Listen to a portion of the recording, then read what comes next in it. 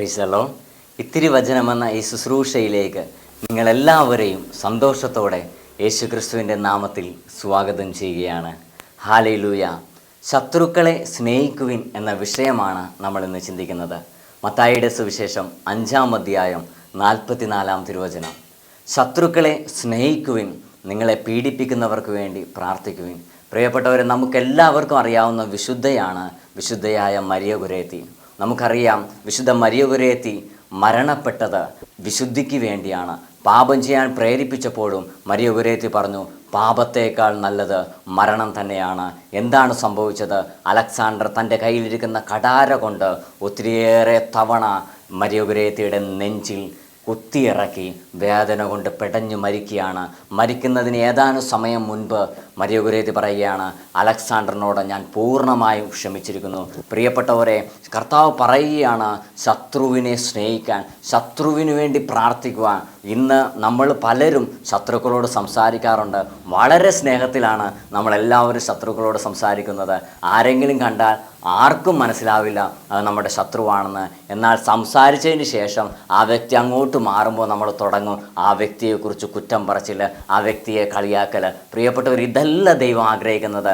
കർത്താവായ യേശു ക്രിസ്തു ശത്രുക്കളെ സ്നേഹിക്കാൻ പറഞ്ഞത് പുറത്തു മാത്രമല്ല, നമ്മുടെ അകത്താണ്, നമ്മുടെ ഹൃദയത്തിലാണ് നമ്മൾ സ്നേഹിക്കേണ്ടത്. നമ്മുടെ ശത്രുവിന് വേണ്ടി നമ്മുടെ ഹൃദയത്തിൽ ആത്മാർത്ഥമായി നമ്മൾ പ്രാർത്ഥിക്കാൻ തയ്യാറായാൽ, സ്നേഹിക്കാൻ തയ്യാറായാൽ, നിശ്ചയമായിട്ടും ആ വ്യക്തി നാളെ നമ്മുടെ സ്നേഹിതനായി മാറും. പ്രിയപ്പെട്ടവർ, നമ്മുടെ ഹൃദയത്തിൽ മാറ്റം വരണം. മാറ്റം വന്നാൽ മാത്രമാണ് അത് സംഭവിക്കുന്നത്. സുഭാഷിതങ്ങളുടെ പുസ്തകം 25-ാം അധ്യായം 21-ഉം 22-ഉം തിരുവചനത്തിൽ ദൈവത്തിൻ്റെ വചനം ഇപ്രകാരം പറയുന്നു, ശത്രുവിന് വിശക്കുമ്പോൾ ആഹാരവും ദാഹത്തിന് ജലവും കൊടുക്കുക, അതവൻ്റെ ശിരസിൽ പശ്ചാത്താപത്തിൻ്റെ തീക്കനൽ കൂട്ടും. പ്രിയപ്പെട്ടവരെ, വചനം പറയുകയാണ്, അവൻ്റെ ശിരസിൽ പശ്ചാത്താപത്തിൻ്റെ തീക്കനൽ കൂട്ടും.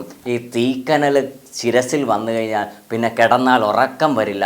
അതുകൊണ്ട് പ്രിയപ്പെട്ടവരെ, ആ ശത്രു നമ്മുടെ സ്നേഹിതനായി മാറും. നമ്മൾ ആ ശത്രുവിന് വേണ്ടി പ്രാർത്ഥിക്കണം, ആ വ്യക്തിയെ സ്നേഹിക്കണം. ആ വ്യക്തിയെ സ്നേഹിച്ച് പ്രാർത്ഥിക്കുമ്പോഴാണ് ഇത് സംഭവിക്കുന്നത്. മാർഗ്രറ്റ് മേരി അലക്കോക്ക് എന്ന വിശുദ്ധ പറയുന്നത് ഇപ്രകാരമാണ്, നിന്നെ താഴ്ത്തുകയും എതിർക്കുകയും ചെയ്യുന്നവരെ സ്നേഹിക്കുക. കാരണം സ്തുതി പാടുന്നവരേക്കാൾ നിന്നെ പരിപൂർണത നേടുന്നതിൽ സഹായിക്കുന്നത് അവരാണ്. പ്രിയപ്പെട്ടവരെ, എനിക്ക് പരിചയമുള്ള ഒരു വ്യക്തി, അദ്ദേഹം എന്നെ കാണുമ്പോൾ ചിരിക്കാറുണ്ട്. ഞാനും പലപ്പോഴും നോക്കി ചിരിക്കാറുണ്ട്. പക്ഷേ എൻ്റെ ഉള്ളിൻ്റെ ഉള്ളിൽ ആ വ്യക്തി എനിക്ക് ശത്രുവായിരുന്നു. പ്രിയപ്പെട്ടവരെ, ഒരു ദിവസം ഞാൻ പ്രാർത്ഥിക്കുന്ന സമയത്ത് എൻ്റെ ഉള്ളിൽ വലിയ അസ്വസ്ഥത. ആ സമയം ഈശോ പറഞ്ഞു, ആ വ്യക്തിയോടുള്ള വെറുപ്പ് മാറ്റുക. പ്രിയപ്പെട്ടവരെ, കർത്താവിൻ്റെ സന്നിധിയിൽ മാപ്പ് പറഞ്ഞു.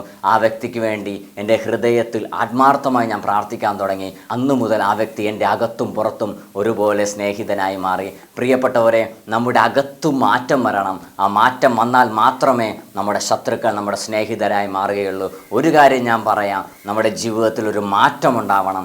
മാറ്റം വന്നില്ലെങ്കിൽ പ്രിയപ്പെട്ടവരെ, നാറ്റം വരും. അതുകൊണ്ട് ആ ഒരു അവസ്ഥയിലേക്ക് നമ്മൾ കടന്നു പോകരുത്.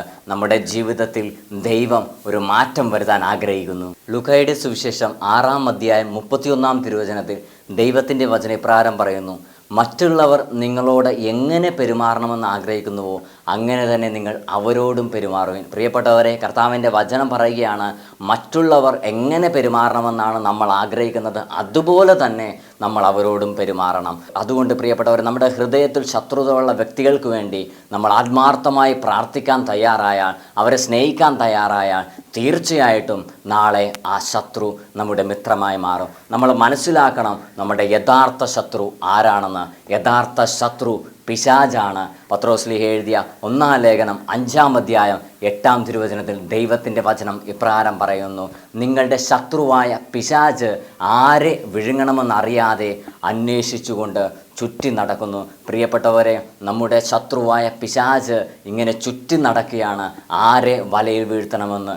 അതുകൊണ്ട് പ്രിയപ്പെട്ടവരെ, യഥാർത്ഥ ശത്രുവായ പിശാചിനെ നമുക്ക് പൂർണ്ണമായും വെറുത്തുപേക്ഷിക്കുക.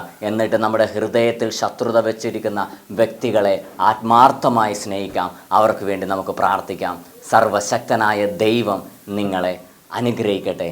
എല്ലാ മഹത്വവും കർത്താവായ യേശു ക്രിസ്തുവിന്. ആമേൻ.